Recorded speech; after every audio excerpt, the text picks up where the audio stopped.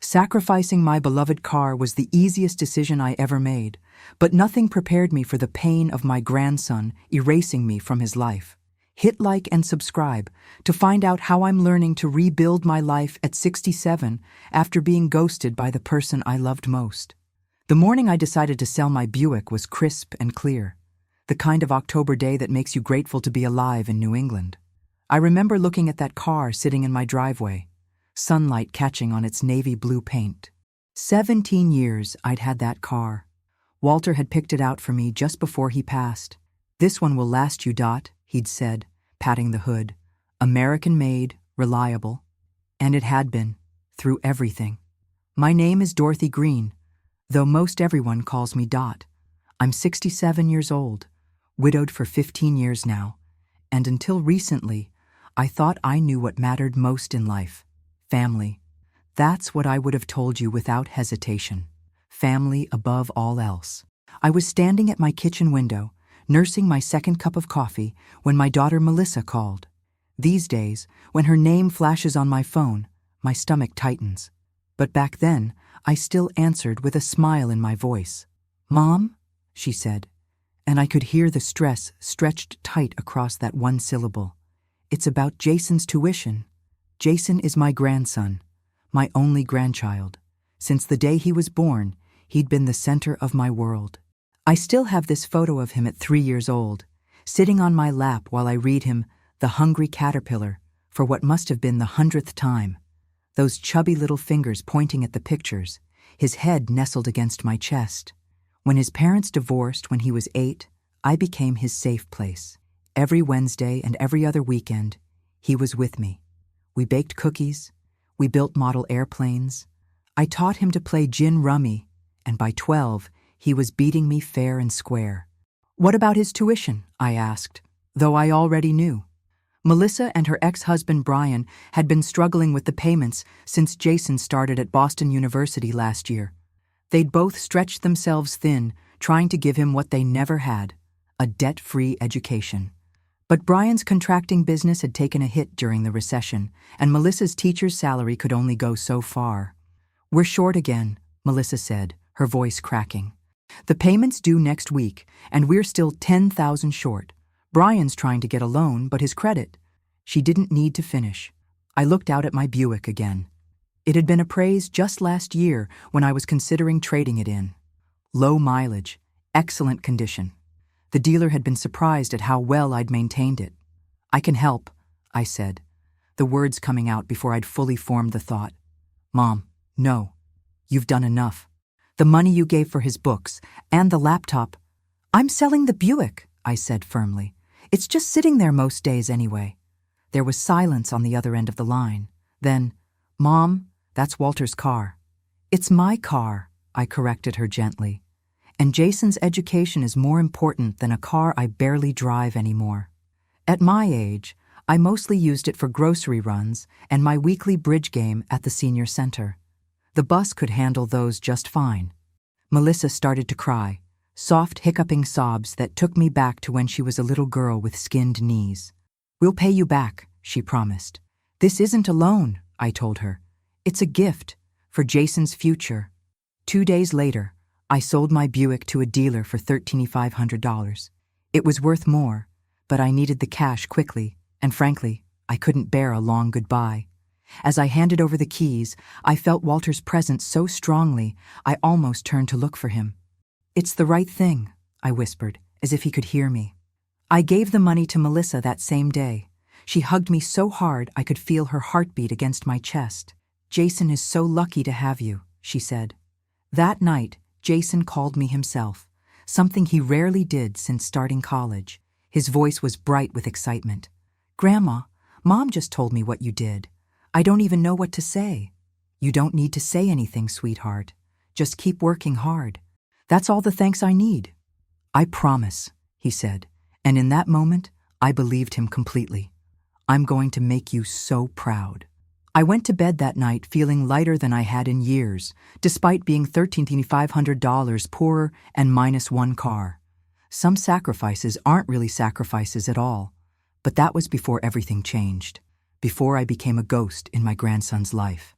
The signs were subtle at first. Jason's calls became less frequent. When I'd text him, the responses would come hours later, sometimes just a thumbs-up emoji or a quick, busy with studies. I told myself this was normal. College was demanding, and he was establishing his independence. I remembered how Melissa had drifted during her first years away from home, only to return to us more mature, more her own person. Still, I missed him. The house felt emptier somehow, though he'd never lived with me. I found myself watching videos he'd sent me from his dorm room, clips of him and his roommates cooking ramen in an electric kettle, giving tours of the campus in the snow. In one, he'd filmed himself walking through the business school where he took most of his classes. "This is all because of you and Mom and Dad," he'd said to the camera. "I wouldn't be here without you guys." I watched that one the most. For Christmas that year, I took the bus to Boston to visit him. We had lunch at a sandwich shop near his dorm. He seemed distracted, checking his phone every few minutes. "Everything okay?" I asked, trying to keep my tone light. "Yeah, just group project stuff," he said, sliding the phone into his pocket. "Sorry, Grandma." He asked about my bridge club, about the neighbors, about the church bake sale I'd mentioned in a text. All the right questions, but his eyes never quite settled on mine. When I brought up his classes, he gave vague answers about them being fine and challenging but good. I pulled out a small wrapped gift, a leather-bound planner with his initials embossed on the cover. "I know everything's digital these days," I said, "but sometimes it's nice to write things down."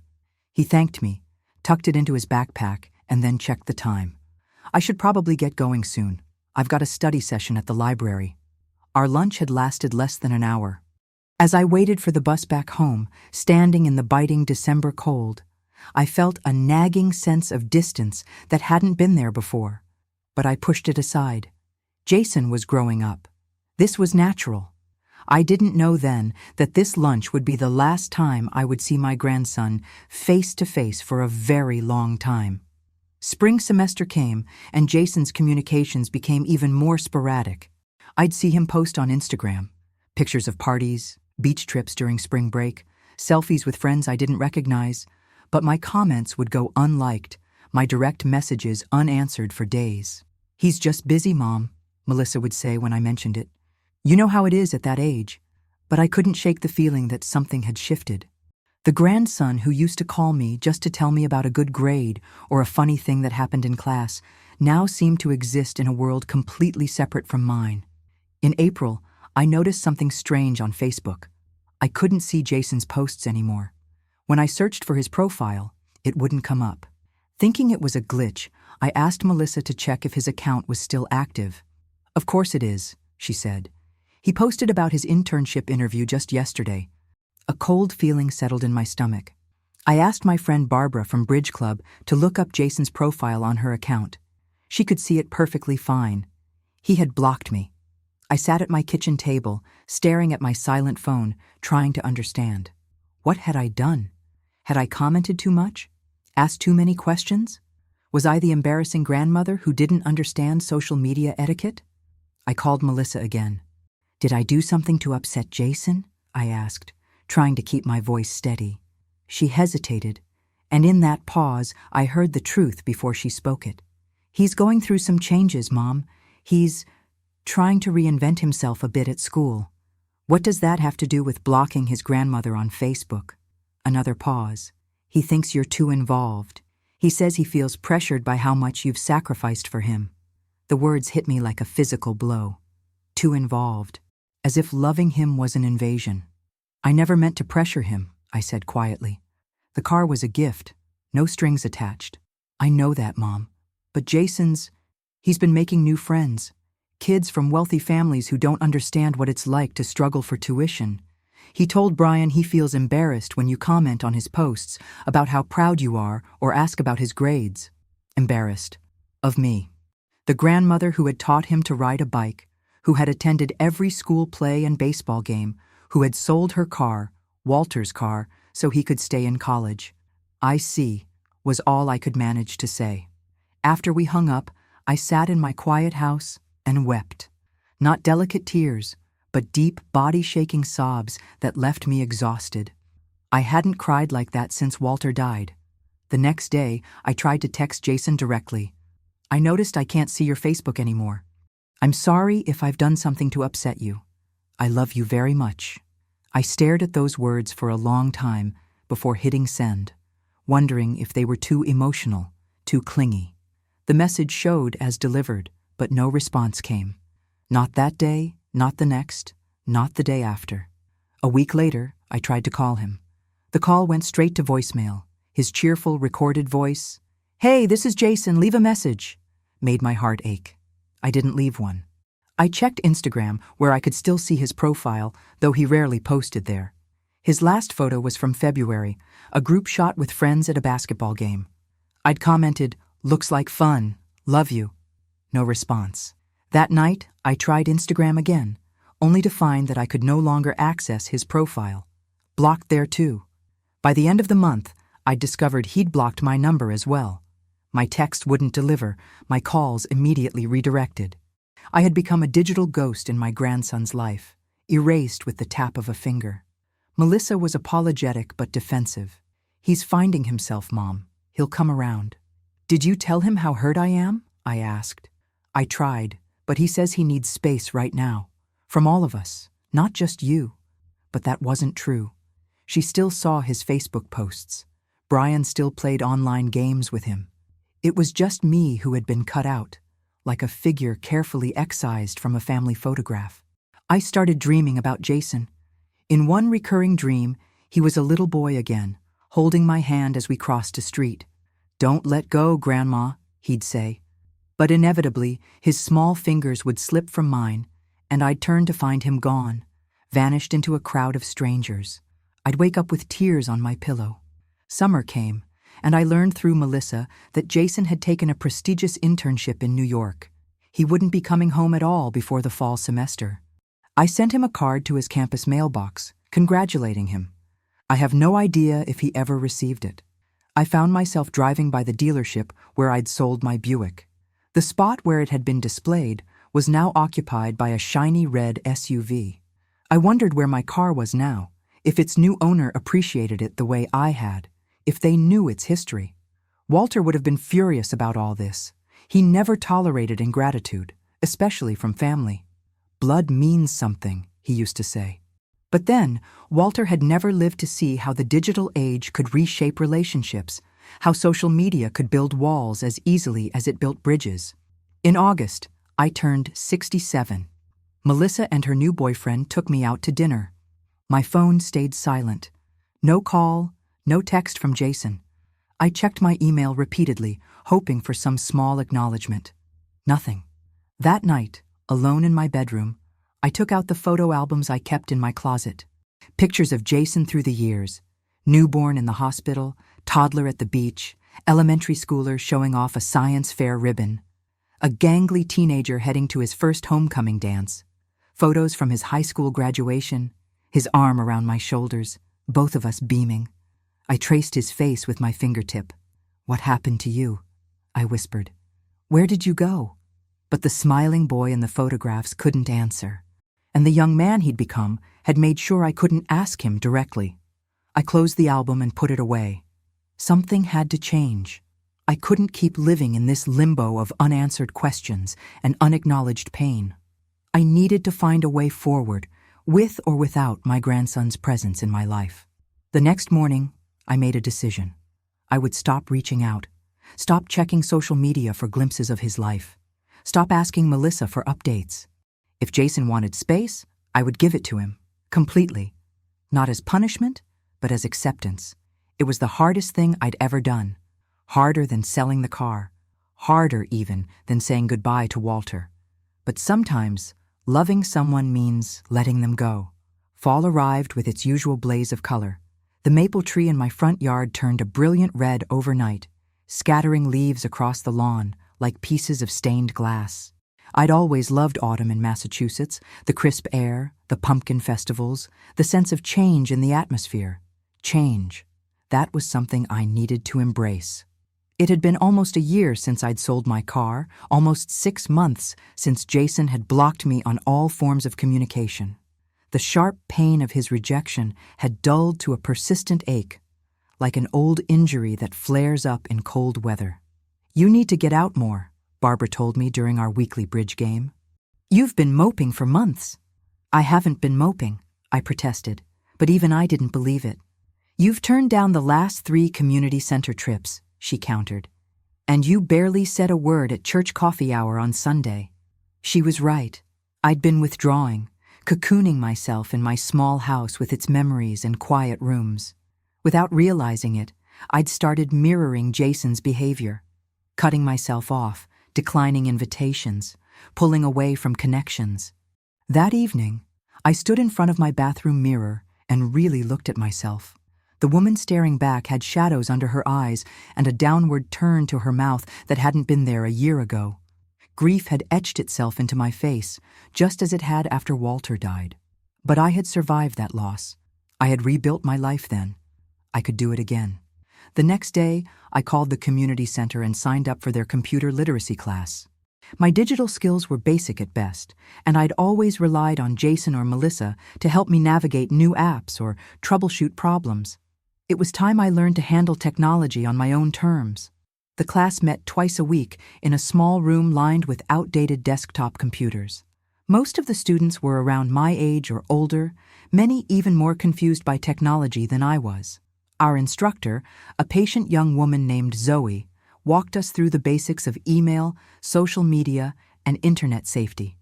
"The most important thing to remember," she told us, "is that you have control over your digital footprint.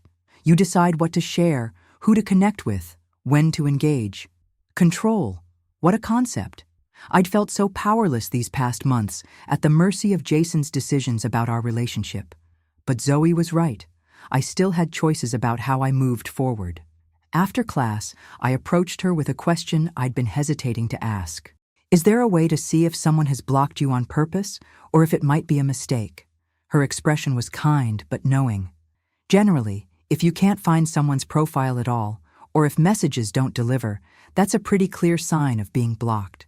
It's rarely accidental. I nodded, my last bit of hope fading. That's what I thought. She hesitated, then added, "Sometimes people block others because they're going through something difficult themselves. It's not always about the person being blocked." I wanted to believe that was true for Jason, that his rejection wasn't personal, but a reflection of his own struggles. It was easier than accepting that my grandson, the little boy who had once clung to my hand and begged for one more bedtime story, now found me an embarrassment, a reminder of financial circumstances he wanted to forget. The computer classes gave me a new focus, a reason to leave the house twice a week. I started talking more during Bridge Club again. I volunteered to help with the church's Thanksgiving food drive. Small steps back toward the world. I even joined a rideshare app to help solve my transportation issues.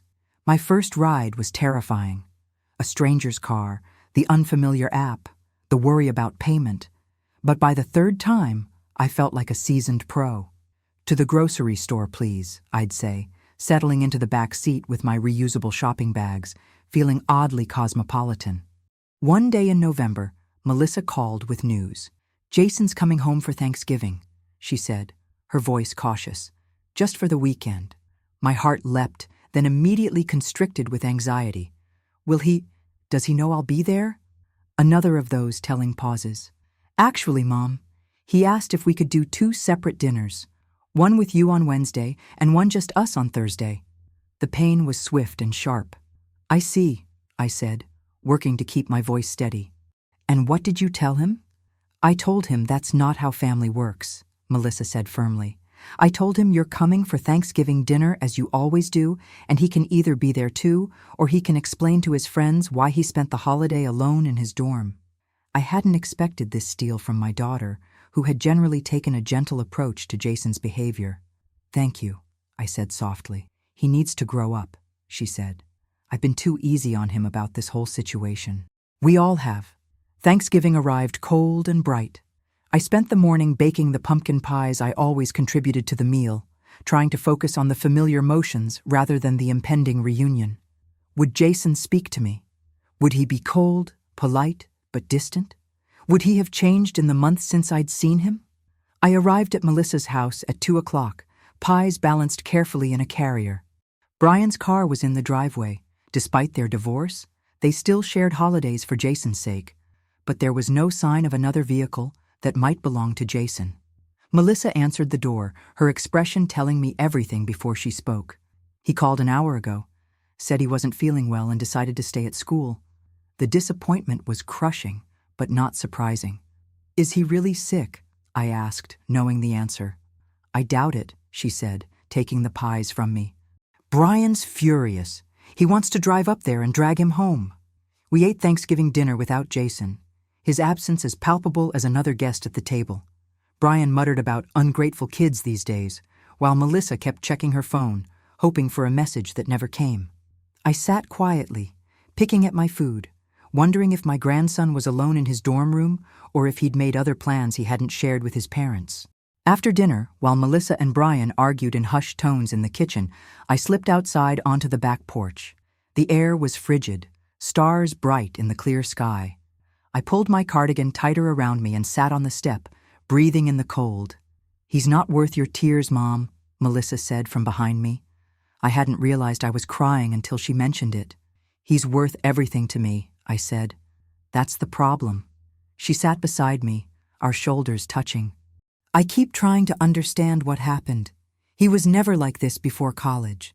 People change, I said, thinking of how drastically my own life had transformed over the years, from wife to widow, from mother to grandmother, from someone with a purpose to someone struggling to find one. Not this much, she insisted, not without a reason. We sat in silence for a while, watching our breath form clouds in the cold air. I sold the car for him, I finally said, voicing the thought that had been haunting me. But I think I lost him anyway. Melissa took my hand. You didn't lose him, Mom. He's lost himself. I wanted to believe her.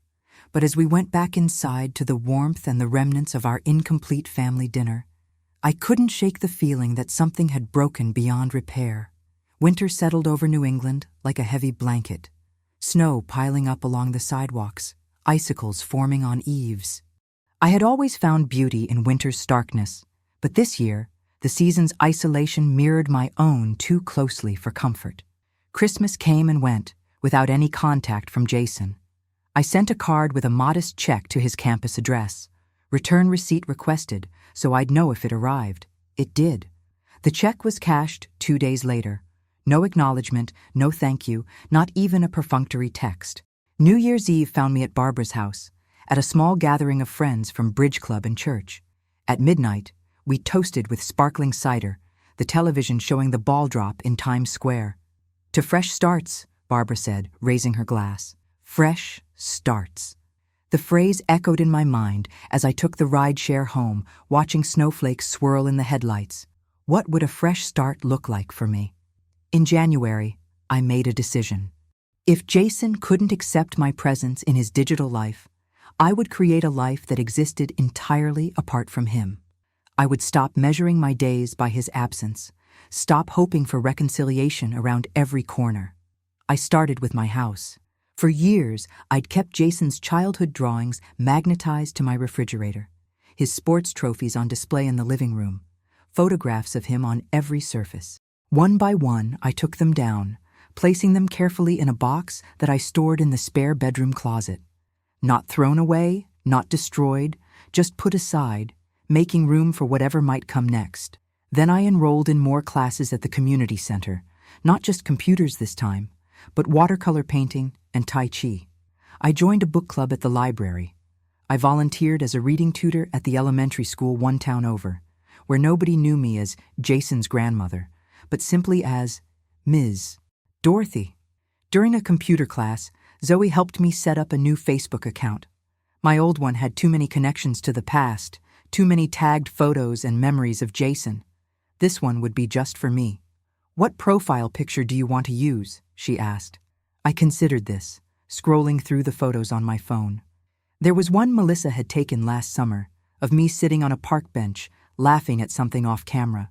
My gray hair was windblown, my face lined but happy. This one, I said, selecting it.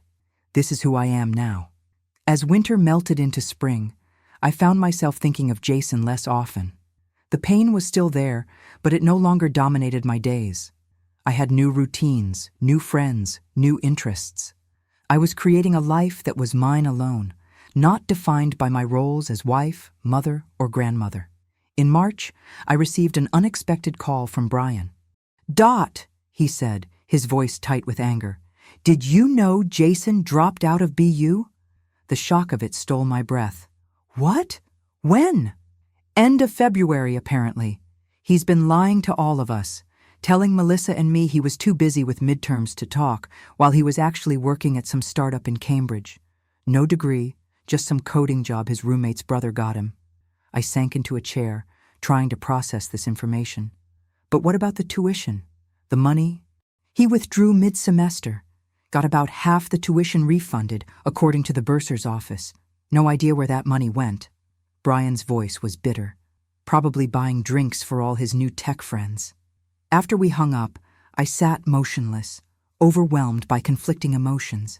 Anger that Jason had wasted the money, my car, Walter's car, on a partial education he'd abandoned. Hurt that he'd hidden such a major decision from all of us. But also, surprisingly, a flicker of pride that he'd found a job in tech without completing his degree. That took a certain kind of courage, or at least confidence. I picked up my phone several times to call or text him, before remembering I still couldn't. Instead, I called Melissa. "I just heard from Brian," I said when she answered. "About Jason." She sighed heavily. "I don't know what to do, Mom. He won't listen to either of us. Says college was a waste of time when he could be getting real-world experience." "Maybe he's right," I said, surprising myself with the words. "Not everyone needs a degree to be successful." "That's not the point," she said. "It's the lying, the sneaking around. He knew exactly what you sacrificed to keep him in school, and he just threw it away." I thought about this, about the car sitting in the dealership lot, about the digital walls Jason had built between us. "The money was a gift," I said finally. "What he did with it was his choice." "How can you be so calm about this?" Melissa demanded. "After everything he's done?" "Because being angry won't change anything," I said. "And because I've spent too long defining myself by my relationship to Jason. I'm not doing that anymore." There was a long pause on the other end of the line. "When did you get so wise?" Melissa asked, her voice softer. "Around the time I started letting go," I told her. 2 weeks later, on a Sunday afternoon, my doorbell rang. I wasn't expecting anyone. Through the peephole, I saw a young man standing on my porch, hands shoved in his jacket pockets, shifting nervously from foot to foot. Jason. My heart hammered as I opened the door. He looked different, thinner, with dark circles under his eyes and a patchy attempt at a beard. His hair was longer than I'd ever seen it, curling over his collar. "Hi, Grandma," he said, his voice small and uncertain, so unlike the confident tone he'd adopted in recent years. "Jason," I said, neither a question nor an exclamation, just a statement of fact. "This is unexpected." He glanced past me into the house. "Can I come in?" I hesitated, then stepped aside. He entered cautiously, looking around as if expecting to find everything changed. In some ways it was. The absence of his photos, the new watercolor paintings on the walls, the rearranged furniture to accommodate my Tai Chi practice. We sat in the living room, an awkward silence stretching between us. Finally, he spoke. "Mom told me you know about BU, about me dropping out." I nodded. "I heard." "I'm sorry," he said, staring at his hands. "About the money, about everything." I studied him, this young man who had once been the center of my world. "Why did you block me, Jason? Out of everything, that's what hurt the most." He flinched as if I'd struck him. "I was embarrassed," he said after a long moment. "My roommate, his parents are loaded.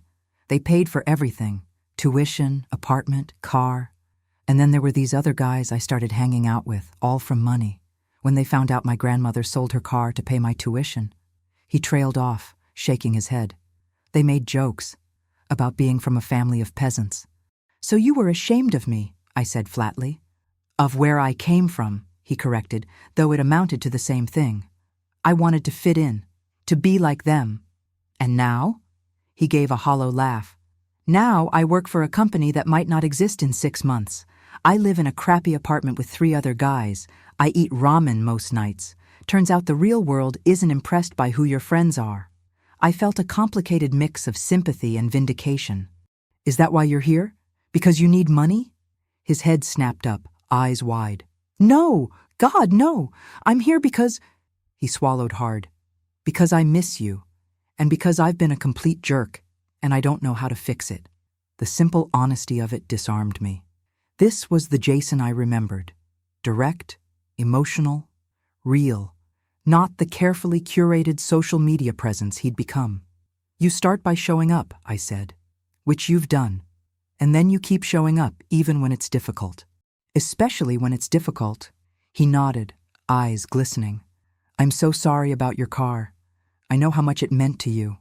It was just a car, I said, though we both knew it had been more than that. What matters is what we learn from our mistakes. We talked for hours that afternoon. About his job, which he actually loved despite the long hours and uncertain future. About my new activities and friends. About Melissa and Brian's worry and anger. About his new perspective on what really mattered in life. Before he left, he hugged me tightly. Can I come back next Sunday? He asked. Maybe we could cook dinner together like we used to. I'd like that, I said, and meant it. He paused at the door. I unblocked you. On everything. I don't know if you'll want to be friends again, but I'm there if you do. After he left, I sat in my quiet living room, processing what had just happened. The grandson I had mourned had returned, older, somewhat wiser, still finding his way. Our relationship would never be what it was before. Too much had happened, too many words left unsaid for too long. But perhaps we could build something new, something based on who we were now, rather than who we had been. That evening, I logged into my new Facebook account and searched for Jason's profile. There it was, visible once again. His latest post was a simple one, a photo of my front porch steps with the caption, "Long overdue visit. Some bridges can be rebuilt." I smiled as I typed a comment. One step at a time. Welcome back. The next morning, I woke up to a notification. Jason had liked my comment. It wasn't much, just a small digital thumbs up. But in our new reality, it felt like the beginning of something real. I still miss my Buick sometimes, especially on rainy days when the bus ride is damp and crowded. But I've learned that some sacrifices lead to unexpected journeys. And sometimes the most valuable things we lose find their way back to us, changed but still recognizable, if we're willing to open the door when they knock.